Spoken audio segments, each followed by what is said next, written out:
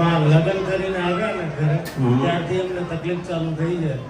અરે આ લોકો બહુ દુઃખી હતા. બધી જગ્યાએ બધા ઘડા ભૂવા ભોગા સ્વામિનારાયણના મહારાજને બધા કરી ગયા કાંઈ ને તમારું નામ લીધું ને આ બેનને ધૂણવાનું બંધ થઈ ગયું ને ખાલી એટલું જ કીધું માડી જે હશે ન્યાય કરશે બેનને બરોબર થઈ ગયું ને આજે ઈ આવ્યા છે માં તમારા સાથે. એમને ખબર છે 2 મહિનાથી 2.5 મહિનાથી છાતીમાં દુખી અને પગમાં ભાર આવે છે. રો રો કરે છે આખો દિવસ. ક્યાંથી 2 મહિના થયા 3 મહિના થયા લગ્ન કરીને 1.5 મહિનાથી આમના છે. 3 મહિના થયા લગ્ન કર્યા અને 1.5 મહિનાથી આ તકલીફ થાય છે. એટલે કેવી રીતે શરૂઆત શું થઈ? શરૂઆત પહેલા કે મને છાતીમાં વજન આવે છે ને મારા પગ ખૂબ ઝાલે છે. પહેલા હતું? પહેલા ના પહેલા નતું. આત્મહત્યા કોને કરી? દેરાણીએ. મારી કાકી થાય. આયા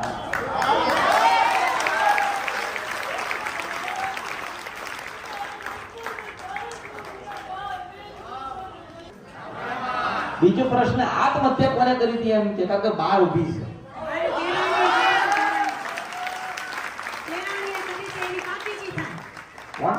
એની કાકી થાય. એની કાકીજી થાય. મારી દેરાણી થાય. મારા દીકરાની વહુ છે. એને શું થાય છોડી દે, તમારે શું થાય એમ કે મારે દેરાણી થાય. મરી કેમ મને કારણ ભૂતી ના એને માનસિક હતું માં ને તળાવમાં પડીને મરી છે. એને કેટલા વસ્તાર હતા? બે બે બે. બે હતા એટલે છોકરા. બે એટલે ત્રણે મર્યા? ના એક મળી ગઈ છોકરીને મારી તો છોકરાને રાખી ગઈ. છોકરાને રાખી રાખી ગઈ. બરોબર. હા. હવે મન તું એમ કે એને આત્મહત્યા કરી કે મારી નાખી એમ મન કે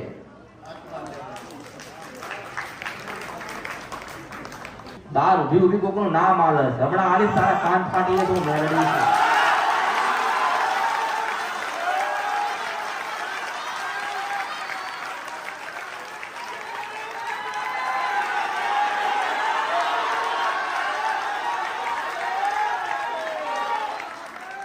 માણસ આત્મહત્યા કરે તો કેટલી હદ ઉપર હશે તારે એને આત્મહત્યા કરી? અને હું એવું કહું છું કે હત્યા કરવામાં આવી છે.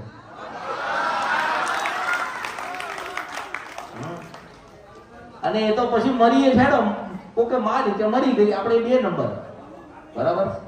પણ એનો જીવ એના વસ્તીમાં રહ્યો. કોનામાં રહ્યો? કે તને આના જ્ઞાન ખબર પડશે? આને ખબર એ બાળક ક્યાં છે? પેલા મેં એને મોટો કર્યો. ઘરે છે. ઘરે છે અત્યારે અને બાળકને મેં પૂછ્યું. કેટલો થયો? અત્યારે 24 વર્ષનો થયો. આની ઉંમર આ તારા શું થાય? દીકરો છે મારો. ભાઈ થાય. આનો ભાઈ થાય. આનો ભાઈ થાય. બે એવડા જ હતા. આની ઉંમર કેટલી થઈ? 24 વર્ષ. એની ઉંમર કેટલી થઈ? 24. 3 મહિનાનો ફરક હતો. માં 3 મહિના મોટો છે ને ઓલો 3 મહિના નાનકો હતો. પૈણ્યો? ના હવે ઈ નથી પહેર્યો ના. તો સમય આ આ પહેર્યો.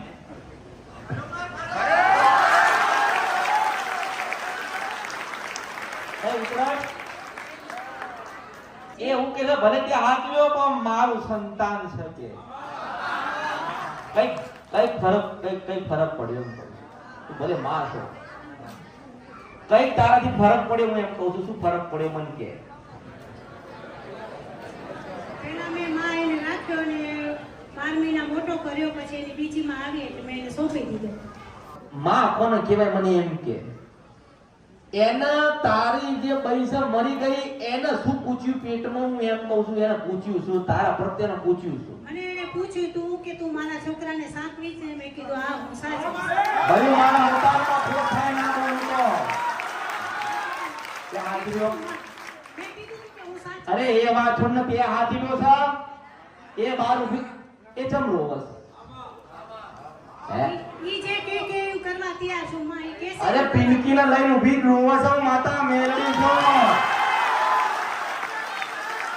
તું મને જવાબ દે બે હાથીઓ મેં હાચવ્યો. હવે નથી હાચવ્યો. મેં અત્યારે નથી હાચવ્યો. જો જતરે મારો વચન ના જાય એમ કહું છો. હવે હું હાચવીશ અને મારો દીકરો બીજો તરીકે હું એને રાખું છું ને રાખીશ. હજી જે કેસે એવું કરવા તૈયાર છું માં. મેં નથી સાચવ્યો ત્યારે એની માં તો કરે. વચન એનો જો મને વિશ્વાસ છે કે મને આમાંથી કોઈ 5 જણા છે ને મને પૂછશે. સમજ અને પછી હું એમને હારું કરું, કોઈ જણો જીવનમાં ઉતારમાં નડું નહીં, અને જીવન એમના ઘરે આ ભગવાન નારાયણ નું દુખાયા પાંચના ઘરે ના આવે, પણ કદાચ એ સુખી થઈ જાય ને મને ભૂલી જાય, મારો વચન ભૂલી જાય, પછી 5-6 વર્ષ જાય મને ગોતવા. અને બીજી માં આવી એટલે માં મેં એને સોંપી દીધો. મેં કીધું કેમ સોંપ્યો? તે શું કરવા સોંપ્યો? હવે એની નવી માં કરી એટલે ઈ કે દીકરો મારો, તો મેં કીધું ભલે તું લઈ જા. તો આપણા વચન નું શું? એમ વચન દીધું તું મને, ઈ લાકડી લઈને તળાવની પાડે ઊભી હતી કે મારા દીકરાને સાચવીશ, ને મેં વચન દીધું તું કે હું સાચવીશ. પછી નવી માં આવી એટલે ઈ મારા ઘરે લઈ ગઈ. મારી ભૂલ મેં એને ચોપી દીધું. પોતાનું બાળક પરણાઈ દીધો.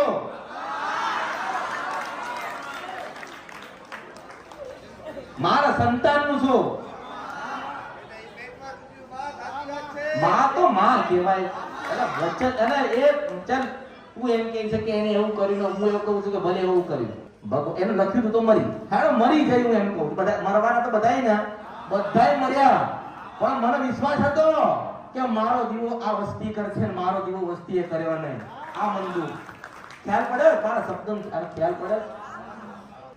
ચમ તું વિચાર કર, તું વિચાર કર કે તારા દીકરા લગ્ન થયા પછી ચમ ધૂણવા આવી?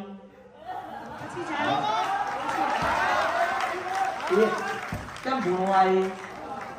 મારા દીકરાનું ના કર્યું, તારા દીકરાને તે કરી લીધું. બળી મારા અવતારમાં ખોટ જાય, ધૂણાવો નહીં તો કે માં એટલે માં કહેવાય, માથી મોટું કોઈ નહીં. યાર હવે મને જવાબ દે, જવાબ દો. બાર ઉભી રોવા કશું નહીં. મને વચન દે કે તારા દીકરાને તે પરિણામ કદાચ 5 વાપર્યા તેના એના હાથ વાપરી છે. વચન દે જો હું હાથી થઈ જાય તો બળી મારા અવતારમાં ખોટ જાય. આ દુઃખ મટાડવું, દુઃખ મટાડવું. હું કહું એવા 3 કાર્ય કરશો. તમે ના કરો તો તમે તમારું જીવન, હું તો મારા જો આનંદ ભગવાન ના બેઠી આ મટાડવું છે ને. આ કોઈ ભૂવો વાળીને નહીં લઈ જાય, કોઈ બાવાજીને ઝોલીને નહીં લઈ જાય, તમે બેહાડશો તો બેસે નહીં. પણ હું એવું કહું છું તને આ ભાઈને એમ કહું કે પહેલા ઘરે જઈને બાટ ભરાય એમ દીકરા.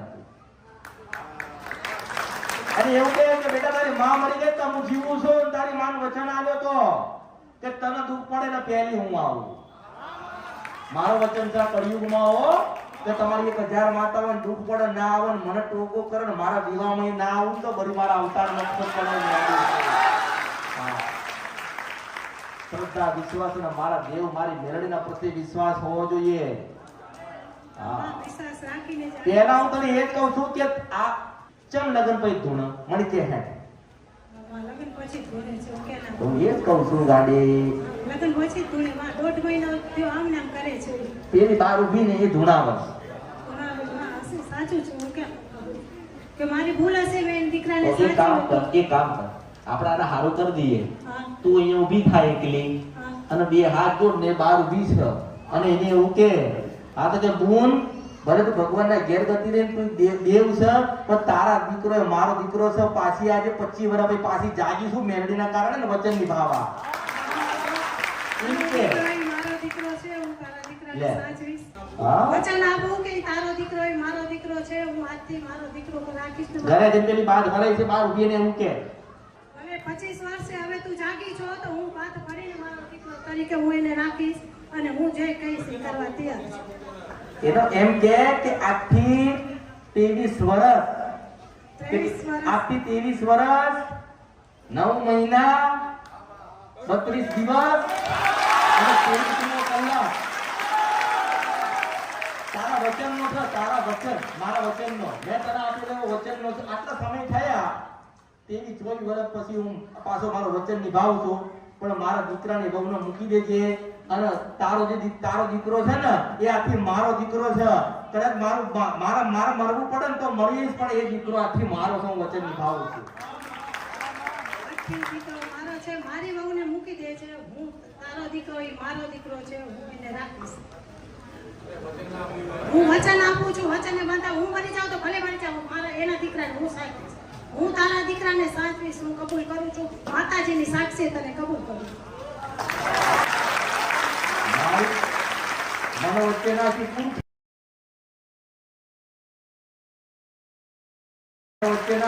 થઈ જશે. મને શું કરવાના છે? સાક્ષી હોય ને વચન કશું બતાવું. નહીં, એક સમયે મેલી જતી રહે ભગવાનના ઘેર. હું તને ના મેલું કોઈ દાડો. હા, હું તને શું કહું છું, તું અપનાવા તે અપનાવ્યો ને એના હૃદયથી. અપનાવ્યો. તારા દીકરાને ધામ ધૂમથી પડે તું એને પરણાવજે. હા, હા. તારા દીકરાને પરણાવશે. મારી શક્તિ જય. પ્રમાણે હું એને પહેરાવી દઈશ. આને મારી શક્તિ હતી પરણાવવા? હા.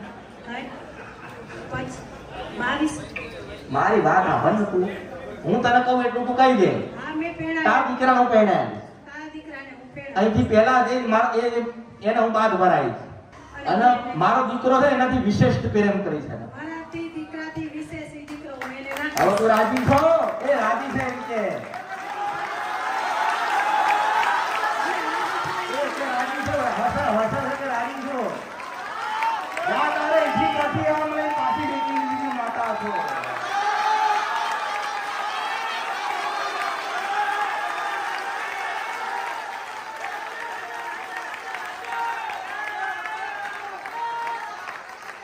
ખબર પડી?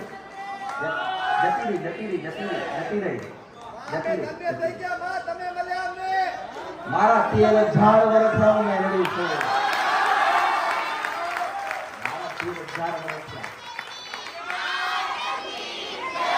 તારું બધું દુઃખ મટી ગયું.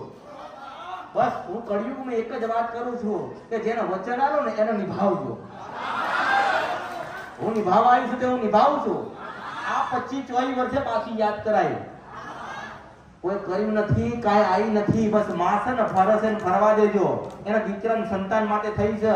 આને કોઈ દાડો માથું નહીં દુખાવું ભર્યું અને દુખતો ભર્યું મારા અવતારમાં ખોટ પડવાનું નથી. ભલે આશીર્વાદ સુખી થશો અને પેલા દીકરીનો બાપ બનીશું. મશાણી મેળવી છો.